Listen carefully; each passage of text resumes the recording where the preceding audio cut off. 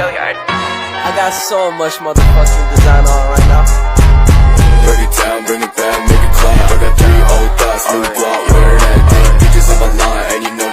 Assalamualaikum warahmatullahi wabarakatuh. Om Swastiastu, Namo Buddhaya, salam kebajikan dan salam sejahtera bagi kita semua. Nah, dan tak lupa pula kita panjatkan puji dan syukur kehadirat Allah Subhanahu wa taala dan salam kepada junjungan Nabi besar Muhammad SAW. Nah, tak lupa pula saya ucapkan terima kasih kepada dosen pengampu manajemen pemasaran, Ibu Ilma Wulansari Asdiansa, SEMM, yang telah memberikan kesempatan bagi kelompok 2 untuk memaparkan hasil diskusi kami, yaitu analisis strategi pada Nescafe.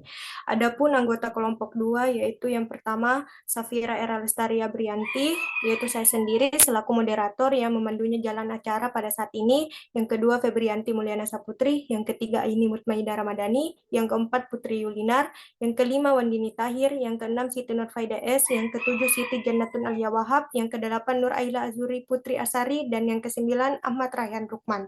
Nah, selanjutnya kita masuki pembahasan kepada pemateri pertama, yaitu Siti Jannatun Alia Wahab. Saya persilakan. Terima kasih, saya akan membacakan latar belakang Nescafe. Nescafe ialah merek dari jenis minuman kopi instan yang diproduksi oleh PT Nestlé. Nama Nescafe adalah port dari kata Nestlé dan cafe. Minuman ini pertama kali diperkenalkan di Swiss pada tanggal 1 April 1938 dengan harapan akan sukses besar. Dan pada tahun 1939, Perang Dunia Kedua terjadi pecah. Pada saat itulah Nescafe menjadi ransum untuk tentara Amerika. Pada tahun 1978, Nescafe pertama kali diproduksi di Indonesia yang terletak pada pabrik Panjang di Lampung. Di pabrik tersebut, Nescafe mengolah 100% biji kopi Lampung untuk produk Nescafe Classic. Dan untuk saat ini, Nescafe menjadi minuman kopi yang paling populer di seluruh dunia. Nescafe memiliki banyak varian rasa, seperti rasa original, latte, mocha, dan lainnya, yang dikemas dalam bentuk sasetan, kaleng, kotak, dan botol, agar dapat mempermudah konsumen untuk mengonsumsi Nescafe. Pemateri selanjutnya akan dilanjutkan oleh Siti Nurfaida S. Baik, terima kasih. Adapun kekuatan dari produk Nescafe yaitu pengakuan merek yang kuat. Nescafe adalah salah satu merek kopi yang paling dikenal di dunia. Logo muk merahnya yang unik dan upaya berbanding konsisten menjadikannya nama rumah tangga identik dengan kopi instan, dan Nescafe memiliki kelemahan yaitu persaingan dari merek global dan lokal. Nescafe menghadapi persaingan ketat dari merek kopi global dari regional. Peluang Nescafe yaitu seiring dengan berkembangnya preferensi konsumen, ada peningkatan permintaan akan kopi specialty dan rasa yang unik. Ini dapat menjadi peluang bagi Nescafe. Selain itu, Nescafe juga memiliki banyak ancaman. Salah satunya yaitu persaingan yang ketat dalam industri kopi. Selanjutnya, materi akan dibacakan oleh Putri Yulinar. Baik, terima kasih. Adapun analisis lingkungan yang pertama, politik, ancamannya, peraturan dan praktik kebijakan yang ketat terkait penggunaan kemasan, bahan mentah, dan limbah dapat mempengaruhi operasi dan hasil bisnis Nescafe. Dan peluangnya, Nescafe dapat menggunakan dukungan pemerintah untuk meningkatkan akses pasar dan mengembangkan program keberlanjutan. Yang kedua, ekonomi. Ancamannya itu krisis ekonomi global, kenaikan harga bahan baku dan barang, fluktuasi nilai tukar, dan kondisi ekonomi makro lainnya dapat mempengaruhi daya pelanggan dan mengurangi permintaan produk Nescafe. Peluangnya, pasar kopi global yang tumbuh dan berkembang akan menawarkan ekspansi Nescafe kepada kalangan masyarakat sehingga dapat membuat peluang penjualan bertambah. Ketiga, sosial, ancaman perubahan preferensi kesehatan dan gaya hidup konsumen seperti permintaan akan produk organik, non-transgenik, dan ramah lingkungan dapat mempengaruhi permintaan dan citraan merek Nescafe.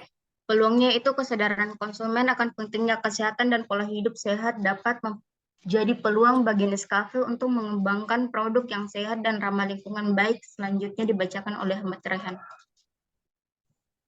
Baik, terima kasih. Selanjutnya yaitu teknologi. Ancamannya yaitu kemajuan dan inovasi dalam teknologi produksi kopi seperti mesin kopi otomatis, kapsul, dan kopi tetes dapat menurunkan permintaan produk Nescafe. Peluang. Nescafe dapat menggunakan teknologi untuk meningkatkan efisiensi operasional, mengurangi biaya produksi, dan meningkatkan kualitas produk. Selanjutnya yaitu legal. Ancamannya yaitu Nescafe dapat menghadapi masalah hukum seperti pelanggaran surat izin usaha perdagangan atau biasa disingkat SIUP atau sengketa konsumen terkait produk Nescafe. Ulangnya yaitu Nescafe dapat menggunakan peluang untuk bekerja sama dengan bisnis dan lembaga pemerintah untuk melakukan bisnis secara etis dengan membuat tanda daftar perusahaan agar bisnis dapat berjalan dengan lancar. Selanjutnya, environment atau lingkungan. Ancamannya yaitu Nescafe harus menghadapi ancaman terkait perubahan iklim, kebijakan lingkungan, dan tuntutan konsumen agar produk ramah lingkungan. Peluangnya yaitu Nescafe dapat memanfaatkan peluang untuk mengurangi dampak lingkungan dengan memperkenalkan produk ekologis, meningkatkan efisiensi energi, dan mengurangi limbah produksi dengan begitu banyak manfaat yang dapat ditawarkan oleh tanaman kopi. Hal ini menjadi peluang bagi Nescafe sebagai usaha kafe kopi yang memiliki peluang yang baik di pasar.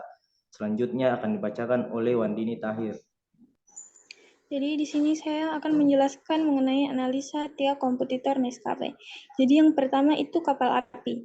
Jadi kopi kapal api merupakan minuman jenis kopi yang diproduksi oleh PT Santos Jaya Abadi. Kopi kapal api memiliki jenis yang beragam seperti kopi bubuk murni, kapal api special mix, kapal api kopi susu, dan kapal api mocha. Adapun keunggulan dari kopi kapal api ini yaitu sejarah kopi kapal api dan kualitas biji kopi yang disebut pionir. Kopi di Indonesia membuat kopi kapal api memiliki citra yang baik dibanding kompetitornya. Adapun kekurangannya, yaitu beberapa konsumen khususnya remaja kurang minat dengan kopi yang berampas seperti kopi kapal api. Lalu kompetitor yang kedua yaitu Indocafe. Jadi Indocafe merupakan minuman jenis kopi yang diproduksi oleh PT Sari Incofood Corporation. Kopi Indocafe memiliki jenis yang beragam seperti Indocafe Coffee Blend, Indocafe Coffee O, dan Indocafe White. Adapun keunggulan dari Indocafe ini yaitu Indocafe menggunakan biji kopi dari pegunungan Mandailing yang dikenal sebagai penghasil kopi kualitas terbaik dan disangrai dengan kualitas ketat agar menghasilkan aroma dan rasa yang khas. Adapun kekurangan dari kopi Indocafe ini yaitu kurang diminati karena berampas, varian tidak beragam, dan tidak memiliki kopi siap minum dalam kemasan kaleng atau botol. Lalu kompetitor terakhir itu yang ketiga adalah kopi Good Day. Jadi Good Day merupakan minuman jenis kopi yang diproduksi oleh PT Santos Jaya Abadi. Good Day memiliki jenis yang beragam seperti cappuccino, kopi, frizz, dan sebagainya. Adapun keunggulan dari kopi Good Day ini yaitu menu yang ditawarkan banyak dengan harga terjangkau dan tersedia berbagai pilihan rasa yang beragam dan unik sesuai dengan selera yang ada di masyarakat. Adapun kekurangannya yaitu kurangnya kemampuan untuk memberikan kualitas kopi yang sama di berbagai outlet. Untuk materi selanjutnya saya serahkan kepada Safira Ella Lestari. Baik, terima kasih atas kesempatan yang telah diberikan. Selanjutnya itu materi mengenai STP, yaitu Segmentation, Targeting, and Positioning. Dan segmentasi dari Nescafe terbagi menjadi 3. Yang pertama itu segmentasi geografis, di mana Nescafe telah menjadi 2 segmen, yaitu dari selatan dan utara. Di mana pada segmen selatan, Nescafe telah mengkonsumsi kopi yang paling banyak dan lebih suka kopi yang paling strong dan kuat. Dan yang kedua itu dari segmen utara, yaitu kopi yang paling banyak dikonsumsi dengan jumlah yang tinggi. Nah, yang kedua itu segmentasi demografis, di mana ini Nescafe telah mencoba mensegmentasikan dari umur, keluarga, dan sosial ekonomi. Nah, target Nescafe yaitu mulai dari generasi milenial maupun generasi Z, baik perempuan maupun laki-laki. Dan segmentasi psikografis, di mana dahulu Nescafe ditargetkan diminum pada pagi hari sebelum mulai beraktivitas. Nah, sekarang Nescafe telah diminati oleh banyak orang dan bisa diminum kapan saja. Nah, yang kedua itu targeting. Nah, target dari produk Nescafe ini yaitu peminum kopi, yang khususnya mereka yang mencari solusi untuk cepat dan untuk kopi yang berkualitas. Nah, target dari Nescafe sendiri itu milenial dan generasi Z, baik laki-laki maupun perempuan yang kisaran usianya 17 sampai 30 tahun ke atas, ataupun yang sudah berkeluarga, dengan penghasilan menengah dan ke atas, yang perilaku belanjanya cenderung ke offline. Nah, yang ketiga itu positioning STP. positioning map. Nah, di mana itu Nescafe berada di sebelah kanan, yaitu pada high quality dan high price, di mana harga dari Nescafe sesuai dengan kualitas yang diberikan oleh Nescafe. Dibandingkan kompetitor lainnya, yaitu Kapal Api, Indocafe, dan Good Day, Nescafe tidak memiliki ampas seperti kopi lainnya, dan keunggulannya lebih banyak dibandingkan kompetitor lainnya. Selanjutnya akan dibacakan oleh Febrianti Mulyana Saputri. Baik, terima kasih. Selanjutnya saya akan menjelaskan mengenai analisis marketing mix 4P pada Nescafe. Yang pertama yaitu produk. Nescafe terbuat dari 100% biji kopi Robusta yang diproses sedemikian rupa, sehingga tidak memiliki ampas. Keunikan Nescafe yaitu dapat diseduh menggunakan air dingin, selagi konsumen bersedia untuk mengonsumsi dalam keadaan dingin.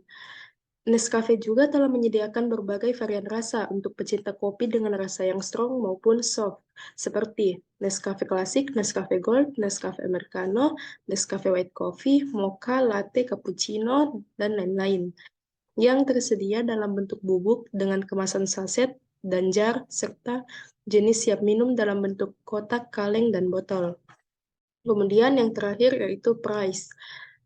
Kemudian yang kedua yaitu price. Strategi penetapan harga pada Nescafe yaitu competition based pricing atau penetapan harga berdasarkan kompetitor dan berdasarkan permintaan. Harga produk Nescafe sangat bervariasi sesuai dengan produk dan kemasannya. Biasanya Nescafe ini menggunakan strategi bundling antara Nescafe Classic dan Nescafe Creamer. Kemudian yaitu place. Nescafe menggunakan distribusi tidak langsung melalui distribusi fisik dan online. Contoh distribusi fisik yaitu melalui toko retail seperti Alfamart, Alfamidi, Indomaret, ataupun toko kelontong. Sedangkan distribusi online itu melalui e-commerce seperti Shopee, Tokopedia, Lazada, dan lain-lain. Kemudian yang terakhir yaitu promotion. Nescafe ini menggunakan berbagai taktik seperti melalui advertising, yaitu melalui billboard, iklan TV, sosial media, poster, dan lain-lain. Kemudian melalui sales promotion dengan memberikan sampling, produk testing, kontes, dan lain-lain. Kemudian publicity seperti mengizinkan jurnalis untuk menyorot pengetesan bahan nutrisi dan kualitas. Kemudian public relation atau sponsorship melalui event kecil ataupun event besar. Kemudian website. Nescafe memiliki situs resmi dengan fitur yang menarik. Baik, selanjutnya akan dijelaskan oleh Aini Mutmainah. Baik, adapun saran dan rekomendasi marketing mix 4P untuk Nescafe. Yang pertama, produk. Saran untuk produk yaitu menambahkan inovasi varian rasa yang banyak digemari oleh konsumen, utamanya anak muda seperti avocado cafe, matcha cafe. Adapun sebagian orang yang suka minum kopi herbal untuk mengimbangi dengan kesehatan. Ini juga dapat menjadi inovasi produk untuk Nescafe ke depannya. Yang kedua, price. Saran untuk harga yaitu Nescafe dapat membuat sebagian produk dengan premium pricing strategi untuk meningkatkan kesan mewah atau premium pada sebagian produk yang dijual, sehingga Nescafe dapat menjangkau pasar dari berbagai kalangan. Materi selanjutnya akan dibacakan oleh Nur Ailah Azyuri Putri Asari. Baik, saya akan memberikan materi yang telah dibacakan oleh rekan saya, yaitu ketiga, place. Saran atau tempat untuk membuat sebuah kafe yang nyaman untuk menyediakan wifi serta dapat dijadikan tempat nongkrong, berkumpul dengan teman, bekerja, dan lain-lain dengan menyediakan berbagai varian kopi dari Nescafe. Yang keempat itu adalah promo. Saran untuk promosi yaitu promosi melalui brand ambassador berupa artis dan influencer Instagram maupun TikTok yang akan sering memposting produk Nescafe di sosial medianya, ataupun membuat event yang menarik yang dihadiri oleh seluruh brand ambassador seperti membuat konser gratis dengan syarat memposting Nescafe di sosial medianya. Baik, saya kembalikan kepada moderator. Baik, itulah tadi hasil dari presentasi kelompok kami, yaitu tentang analisis strategi dari produk Nescafe. Lebih dan kurangnya mohon dimaafkan. Wabillahi taufiq wal hidayah. Wassalamualaikum warahmatullahi wabarakatuh.